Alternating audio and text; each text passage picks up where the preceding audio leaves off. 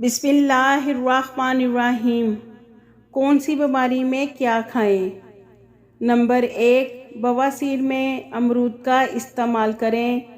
Number 2، ذیابیطس یعنی sugar کے مریض کو زیادہ سے زیادہ جامن کھانا چاہیے۔ نمبر 3، خشک کھانسی میں کھجور کا استعمال کریں۔ نمبر 4، امراض جگر میں سیب کا استعمال زیادہ سے زیادہ کریں۔ نمبر 5، امراض ٹی بی میں انگور کا استعمال کریں۔ نمبر 6، گرتے ہوئے بالوں کے لیے تل کا استعمال کریں۔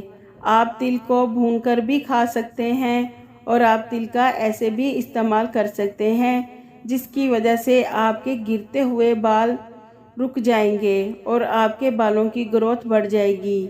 یہ ہم نے جو آپ کو بتایا ہے، یہ پھلوں کا جتنے بھی فائدے ہیں، یہ سارے امراضوں کے لیے بہت مفید ہیں۔